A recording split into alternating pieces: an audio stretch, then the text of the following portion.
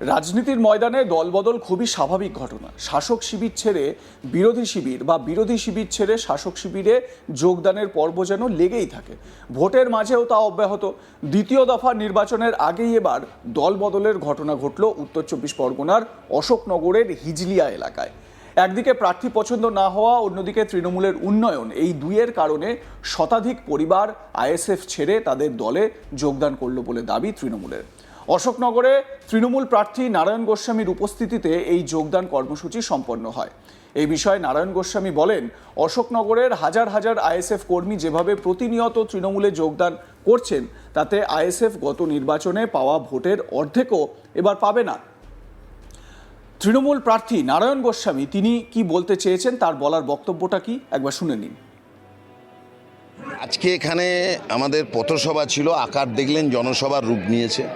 100টা পরিবার এখানে আইএসএফ করতো, তারা তৃণমূল কংগ্রেসের পতাকা নিয়ে মমতা বন্দ্যোপাধ্যায়ের দলভুক্ত হলেন। এটা একটা বিচ্ছিন্ন ঘটনা, এখানে এটা মনে করবেন না।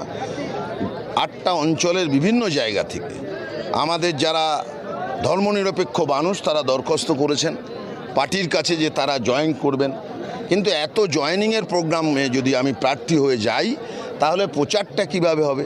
সেই জন্য আঞ্চলিক পার্টিকে দায়িত্ব দিয়েছি, অঞ্চল সভাপতি, প্রধান, আরও আঞ্চলিক লিডার, যে তারা যে যে গ্রামের লোক সেই গ্রামে গিয়ে জয়েন করাবে। এই জয়েন কিন্তু চলতেই আছে। আজকেই দেখা যাবে যে কয়েক হাজার মানুষ আইএসএফ থেকে জয়েন করেছে। এখানে 100 পরিবার দেখছেন, মানে কি 100 পরিবার আপনি দেখছেন, ভোটার 500, 100 পরিবার 400 ভোটার, এইরকমই রয়েছে। অর্থাৎ আইএসএফ এইটা ভালো যে আইএসএফ মাঝে মধ্যে যে চমক দেয়, বিজেপির দালালি করে। এবং এটা জানেন, যিনি আইএসএফের প্রার্থী উনি অত্যন্ত বয়োজ্যেষ্ঠ মানুষ, বয়স্ক মানুষ। উনি সবসময় ঘুরে বেড়াতে পারেন না, উনি রেস্ট নিতে চান, কিন্তু ওনার তো উপায় নেই। বিজেপি তো ওনাকে ছাড়ছে না, ফোন করে বলে কেন কাল বেরোননি, আজকে শিগগিরই বেরোন। অর্থাৎ উনি বিরাম নিতে চাইলেও বিজেপি ওনাকে বিরাম নিতে দিচ্ছে না। মানুষ, অশোকনগরের মানুষ এটা বুঝে গেছে বলেই তারা মমতা ব্যানার্জির নেতৃত্বে তৃণমূলে যোগ দিল। 21-এর নির্বাচনে ওরা যা ভোট পেয়েছিল, এবার কি মনে হচ্ছে? অর্ধেক পাবে না, তার অর্ধেক পাবে না। এবং বহু বামপন্থী মানুষ আছেন, তারাও আইএসএফের এই খামে ভোট দেবে না।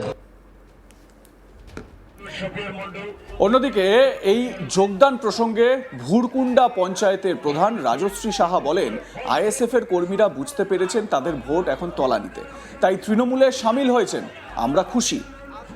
রাজশ্রী সাহা পঞ্চায়েত প্রধান, তিনি কি বলছেন শুনুন। বলবো প্রথমত অত্যন্ত আনন্দের বিষয়, আইএসএফ বুঝতে পারছে আস্তে আস্তে তাদের পরিস্থিতি কোন তলানিতে গিয়ে ঠেকছে, এবং তাদের আমাদের তৃণমূল কংগ্রেসের দলে সেই 100 জন পরিবারে যতজন সদস্য আছে সবাইকে সুস্বাগতম, এবং তাতে আমাদের দলের জন্য সত্যি খুব ভালো হয়েছে।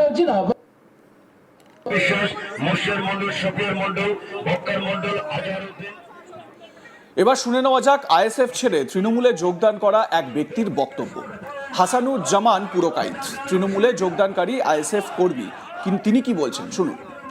যিনি আইএসএফের প্রার্থী হয়েছেন মাননীয় তাপস ব্যানার্জি মহাশয়, আমরা দেখেছি 2021 এবং 24-এ তিনি প্রার্থী ছিলেন, কিন্তু যে ভোটটা আইএসএফের যে ভোটটা করেছে সেটা হচ্ছে একমাত্র সংখ্যালঘুর ভোটটাই তিনি কেটে বিজেপিকে সুবিধা করার জন্যই তিনি প্রার্থী বারবার হচ্ছেন, আমার ভাবনা চিন্তা। কিন্তু আজকে একমাত্র টিএমসি জয়েন করার মূল উদ্দেশ্য আমাদের যে বিধায়ক বিগত দিনের মাননীয় নারায়ণ গোস্বামী মহাশয়, তারা যে উন্নয়নের ধারাকে এবং সেই সাথে সাথে দিদির যে উন্নয়ন একসাথে যৌথভাবে যে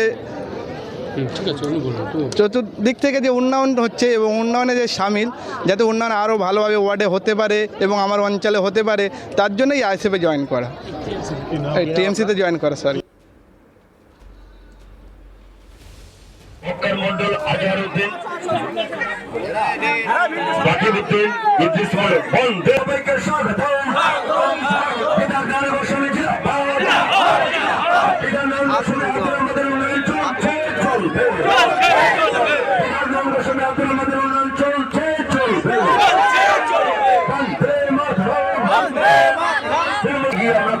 নিরাশ হয় না, সেই মানুষটি আপনাদের সামনে সংক্ষিপ্তভাবে বলছেন।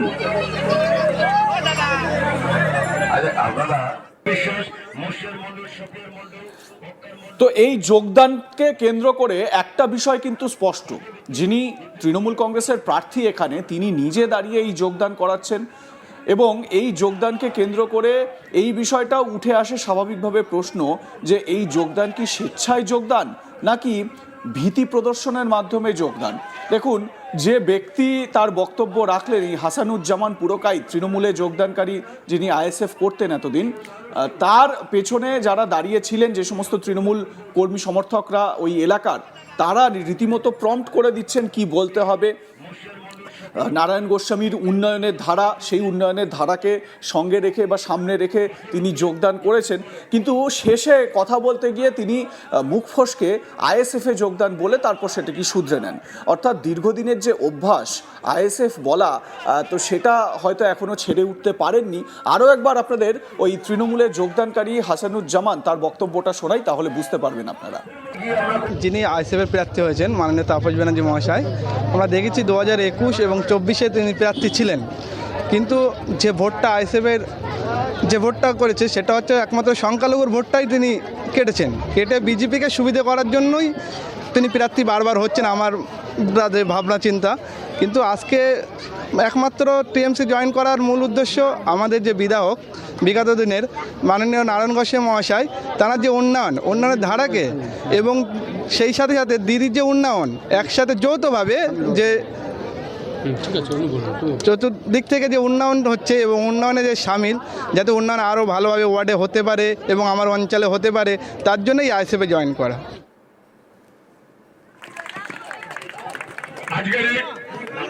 এদিকে এই এলাকায় সংখ্যালঘু নেতাদের বা মুসলিম নেতাদের এই সমর্থন, মুসলিম কর্মী সমর্থকদের এই সমর্থন পেয়ে স্বাভাবিকভাবেই তৃণমূল প্রার্থী নারায়ণ গোস্বামী তিনি যথেষ্ট আপ্লুত, দেখেই বোঝা যাচ্ছে এই ছবিতে। এবং তৃণমূল কংগ্রেসে ভোটের আগে এই যোগদান মানে তার ভোট ব্যাংকটা যে আরও স্ট্রং হলো এ কথা বলাই যায়।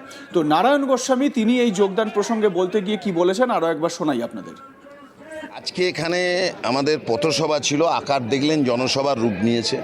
100টা পরিবার এখানে আইএসএফ করতো, তারা তৃণমূল কংগ্রেসের পতাকা নিয়ে মমতা বন্দ্যোপাধ্যায়ের দলভুক্ত হলেন।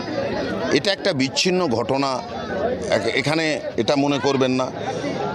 8টা অঞ্চলের বিভিন্ন জায়গা থেকে আমাদের যারা ধর্মনিরপেক্ষ মানুষ তারা দরখাস্ত করেছেন পার্টির কাছে যে তারা জয়েন করবেন, কিন্তু এত জয়েনিংয়ের প্রোগ্রামে যদি আমি প্রার্থী হয়ে যাই তাহলে প্রচারটা কিভাবে হবে। সেই জন্য আঞ্চলিক পার্টিকে দায়িত্ব দিয়েছি, অঞ্চল সভাপতি, প্রধান, আরও আঞ্চলিক লিডার, যে তারা যে যে গ্রামের লোক সেই গ্রামে গিয়ে জয়েন করাবে। এই জয়েন কিন্তু চলতেই আছে, আজকেই দেখা যাবে যে কয়েক হাজার মানুষ আইএসএফ থেকে জয়েন করেছে। লাইক কমেন্ট শেয়ার করে আপনাদের মতামত জানাতে থাকুন, দেখতে থাকুন আজ তাক বাংলা, সাবস্ক্রাইব করুন আমাদের ইউটিউব চ্যানেলটি।